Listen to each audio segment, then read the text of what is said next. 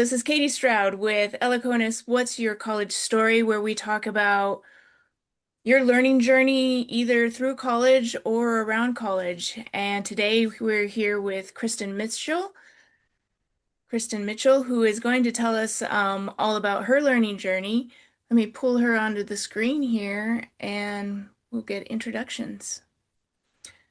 Hi, Kristen. Thanks for joining us today.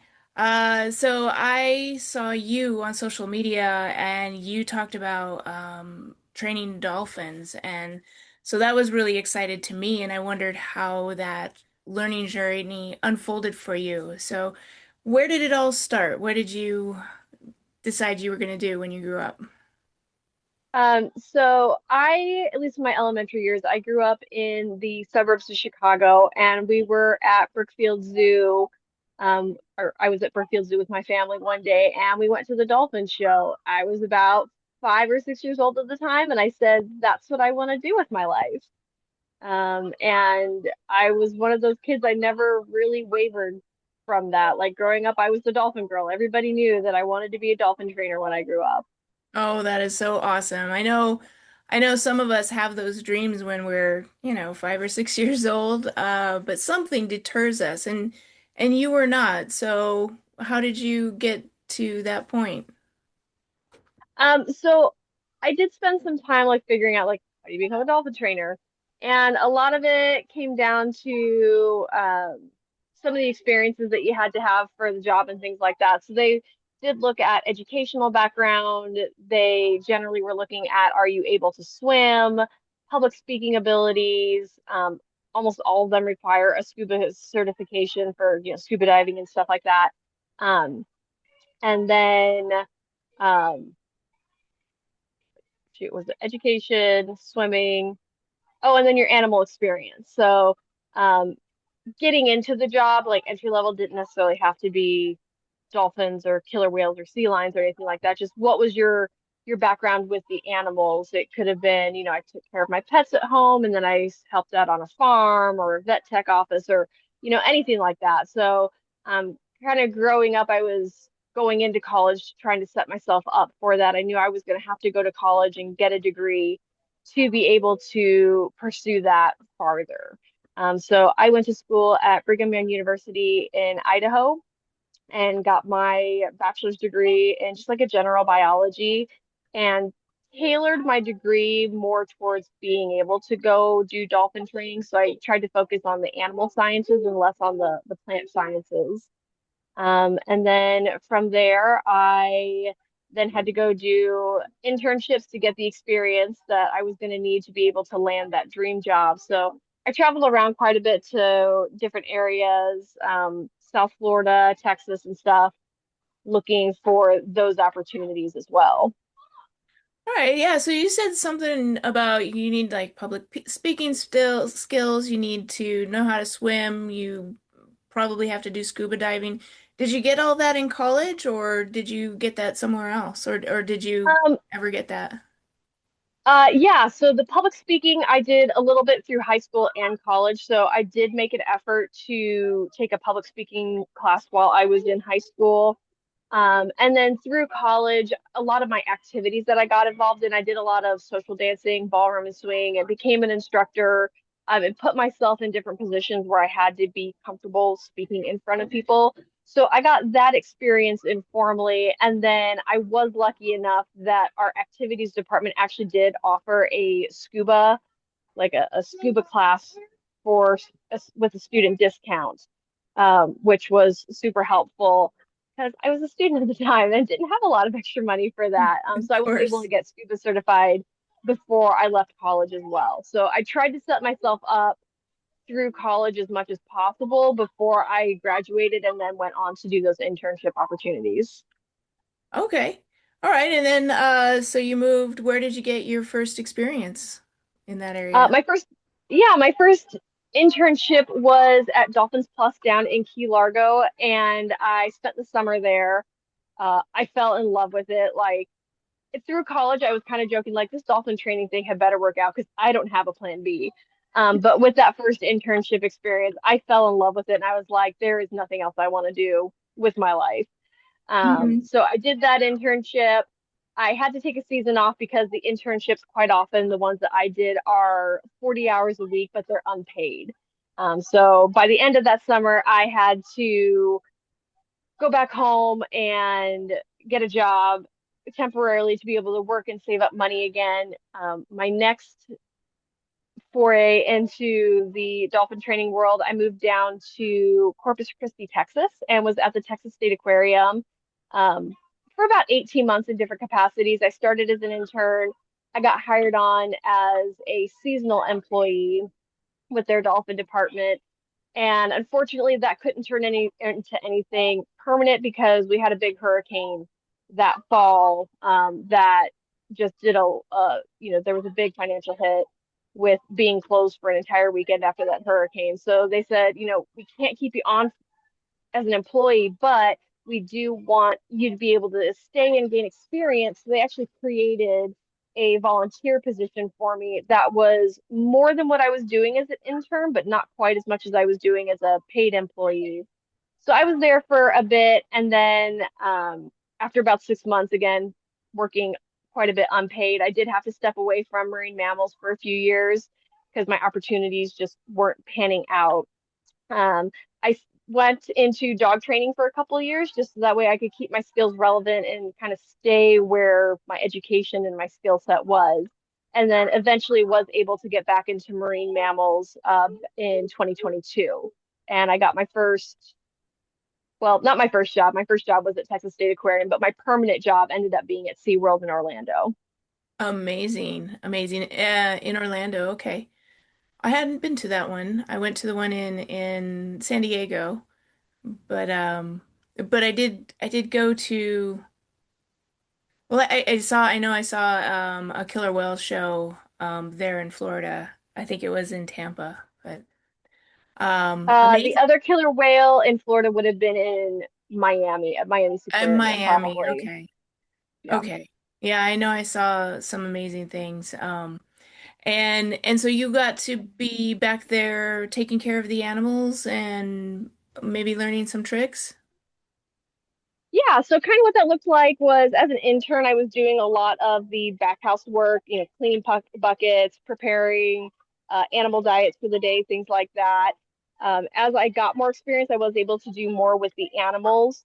When I worked at SeaWorld, I got hired in the killer whale department. Mostly, I would say like a trainer's assistant was kind of what my position was. So it was, again, a lot of the back house stuff. I didn't work directly with the animals at the orca department. So I helped with the diet prep. I was able to help with shows, either some of the backstage stuff that happens during a presentation, or if you ever see a killer whale show and they have those long holes that they tap in the water, I was able to do that. And that's just basically signaling to the animals, like, we want you to do this behavior over in this area, just like an extra help and cue for the whales if they need it for whatever reason. I also did a lot of the guest interaction, which is where that public speaking comes into play. So I would be down at our underwater view answering guest questions, or I might hop on a microphone during the Dine with Orca lunch experience and just kind of narrate that training session and tell them more about the whales. That one was a little bit more ad lib. It wasn't quite as scripted, which was fun. That is Um, fun, yeah. yeah, yeah. So lots of different public speaking, different types of things. Um, After I had my kids and I realized that Orca, as much as I loved it, wasn't going to be a fit for me, I actually transferred over to Discovery Cove, which is like the day resort down in Orlando, and was able to work directly with the dolphins there. Oh, that's exciting. And you had kids at this point, or you were going to? Yeah, so I had my first child while I was at Orca Stadium and transferred over to Discovery Cove. And then I had my second child in August of 2025. Okay, so that starts to change things a little bit, especially if Yeah. you're working for not very much or even free. And so what happened then? When I was pregnant with my second, my husband and I had to kind of sit down and have the come to Jesus talks and figure, out all the details. And it just wasn't going to work out financially for us to have two kids needing childcare. So I turned in my notice to Discovery Cove and said, I will work until my baby is born. I will even come in the morning I am in labor if I am scheduled, um, to say goodbye to the dolphins. Uh-huh. But when the baby comes, I'm gone. So that was kind of what ended up happening with the dolphin training saga of my life, if you will. Yes. Amazing experience and opportunity. Right. And it is, and you learned a lot at the time, but it was outside of school. So the only way, if you ever wanted to get back into that, it would be like a resume that I did this work at that time.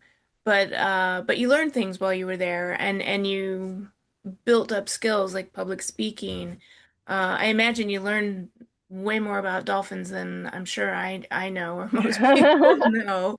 Uh, Things and how they And operate and yeah, and I mean, even just like, you will learn theory about animal care or customer service or things like that, in potentially a degree program or something like that. But there's nothing quite like getting that hands-on experience. So if you take psychology classes and learn about operant conditioning, goes with training an animal, there's a big difference between the theory of what that is and how that works and like how it really actually does work. applying that. Yeah, actually applying like, oh, what does this actually mean when I have a dolphin in front of me? Uh-huh. And now I'm actually applying that theory. Right. That's amazing. Is there anything surprising that you learned that you just wouldn't learn otherwise? Um, I mean, you'll hear people say it, like people who work with animals, they say, "Oh, every animal is an individual," and I mean, if you own a dog or pets, like that makes sense. But being able to like be in the water with the dolphins or being able to watch the killer whales and just how they respond differently to different people in different environments, and every animal has their little quirks that we have to take into when we're planning a presentation or guest interactions. So that Good. was not necessarily surprising, but just like a really fun thing to be able to see how that all plays out again in like a real life situation and not just sitting in a classroom being lectured on it. Yeah. It does bring the reality to it. Working so I did go to Tampa. Maybe it wasn't the killer whales I saw there, but we saw giraffes. And we got an introduction to these giraffes that we were going to see, and we were told one of them really does not like cameras. Like it will attack your camera if you have a camera in your hand.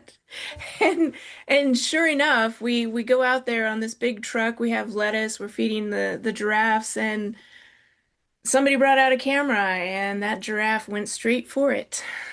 So, um, so things like that that make you realize these animals are individuals and they're kind of powerful in ways that we're not, so you want to be careful. Yeah, uh absolutely. were you ever scared at all?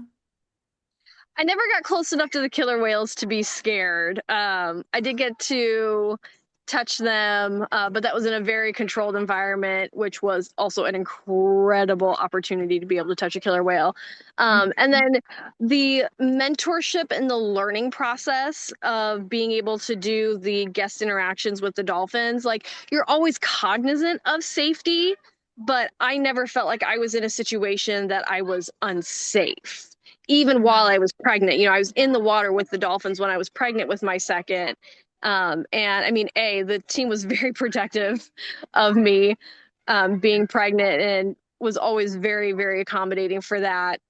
But again, they don't leave you stranded and they don't leave you like without guidance. They pair you with more senior people who can teach you like, okay, so my two dolphins that I worked with were Rose and Luna. And they were so different in personality and so different in like how you connect with them.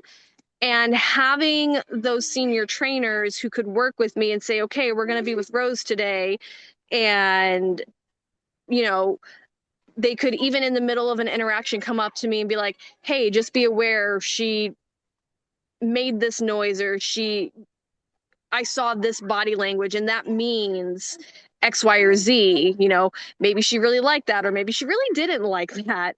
Um, and so I could be learning in real time, like, oh, again, this particular animal with their history and their personality and all those factors that go into it.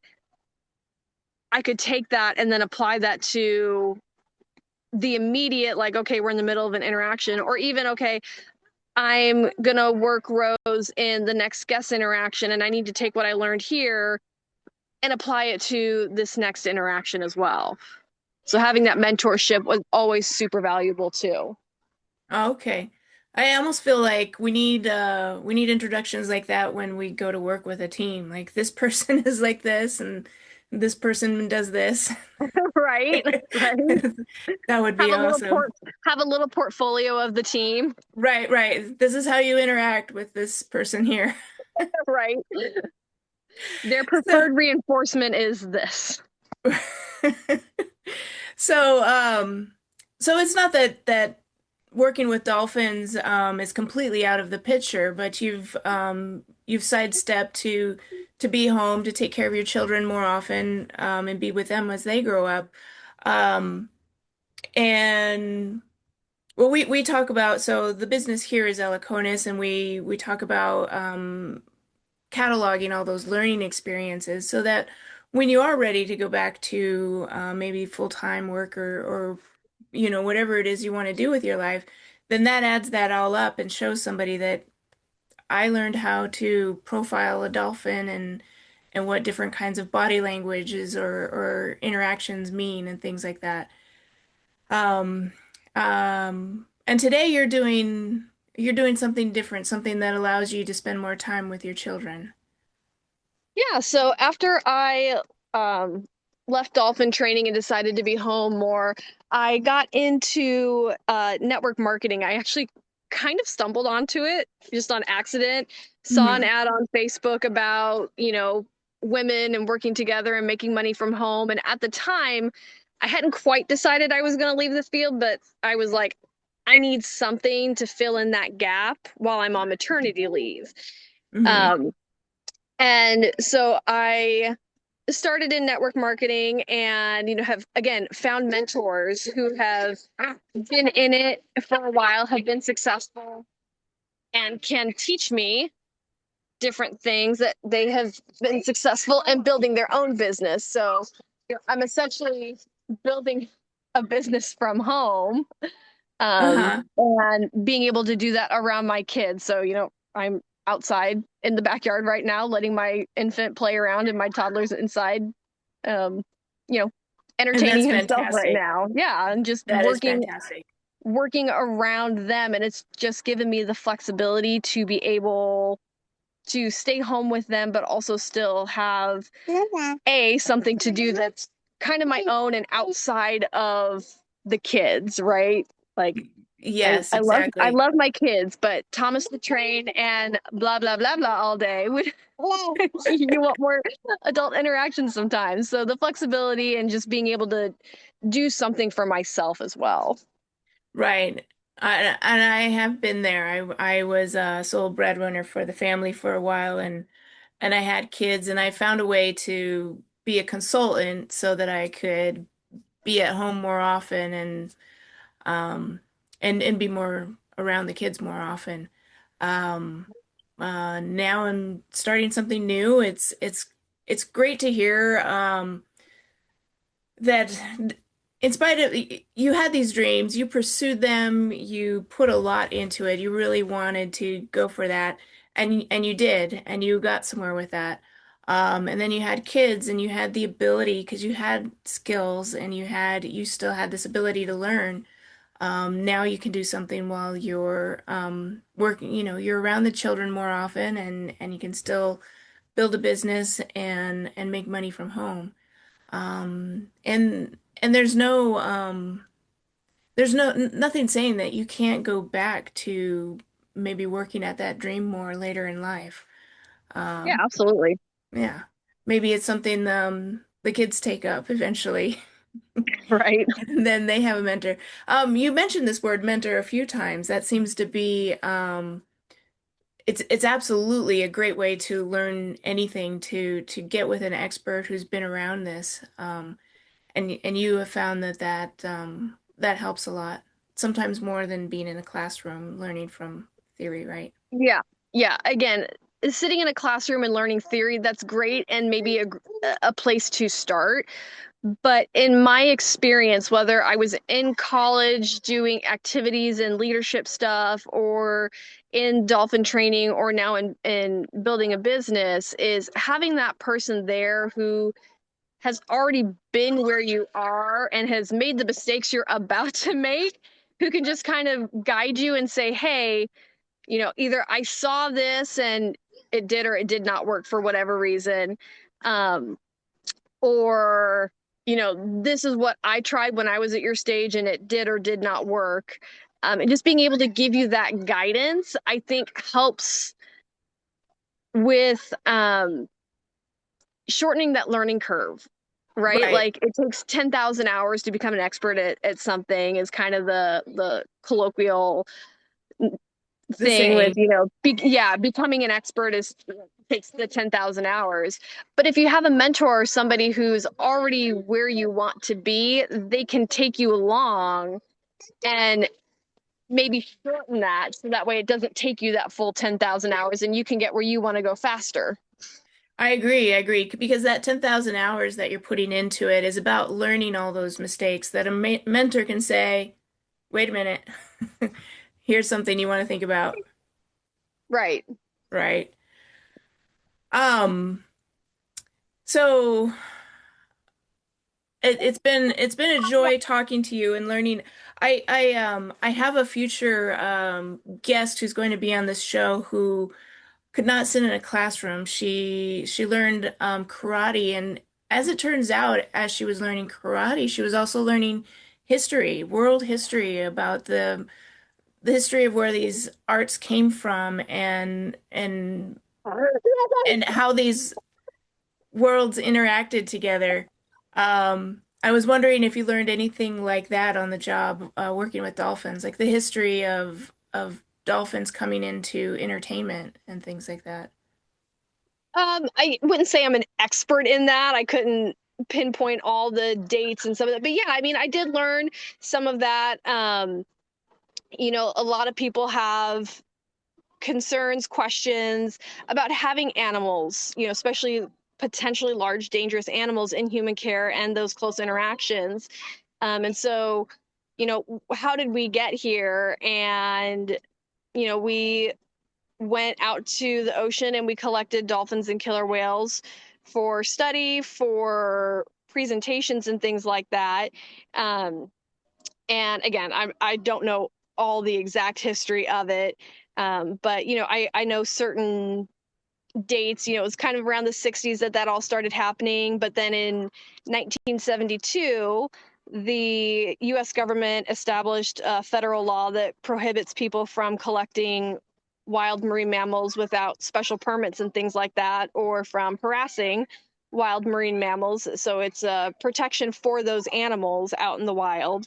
But then also, what do you do with the animals that you already have in human care and who have been habituated to humans and all those factors that go into it, the care Right. that they're receiving and things like that. So yeah, I mean, I got to learn some of those types of histories, the natural history with, dolphins. It's important to know those types of things if you want to care for an animal or a person, knowing those histories that they have, not only as a species, but also that individual. So, does the individual animal have any particular health concerns that you need to be aware of while you're with them? So, if you have a dolphin who's been rescued who's deaf, that the care of that animal is going to be different than an animal who still has full use of its hearing function. So all those different types of things you learn along the way that absolutely go into the care of the animals that you work with. And it is, it's amazing. You learn more than just about the dolphins. You learn a little bit about history and legalities, how the laws were made around dolphins and entertainment and things like that. And I find that fascinating. I think it's something that a lot of people miss as they work through their field. They don't realize how much they're learning about their interactions with the world and how that world brings about the job that they're doing. Um, well, I don't want to keep you all day. I see the sun is shining and there's some lovely little children out there looking for mama. So I want to say thank you so much for being on the show today. And if you have any questions, any last words on maybe pursuing your dreams? I guess I'm kind of the poster child for that. Um, what I have learned along the way is the only thing holding you back from the things that you want to do is yourself. There were so many times when I was pursuing dolphin training that I wondered, like, is this worth it? Is it going to work? Can I do this? And all those types of things that you start to wonder about yourself and about whatever your situation is when you're really struggling to get where you want to go. And you just have to push through those doubts and put yourself in the mindset and in the spaces to believe that you can do whatever it is. So if it's dolphin training, if it's owning a home, if it's building a business, whatever it is that you're wanting to do in life, getting an education, like the only thing standing in your way is you. And if you get out of your way, you can do amazing things. Thank you so much. And it was worth it, right? Even if you didn't make a lot of money, the experiences are something that no one who Yo, ever oh, wanted dreamed about being a dolphin trainer could have had. I will not regret for a second of my life that I pursued it and I did it. And I also don't regret stepping away from it for a time and knowing that I can potentially go back to it in the future. That's amazing. And that's what we're here for, to just capture that learning snapshot. And as much as we can capture, there's just there's a piece of it that will always be with you that no platform anywhere could capture. And thank you so much for sharing your story with us today. I'm going to close this show as another great episode with Kristin Mitchell here. Thank you so much. Thank you.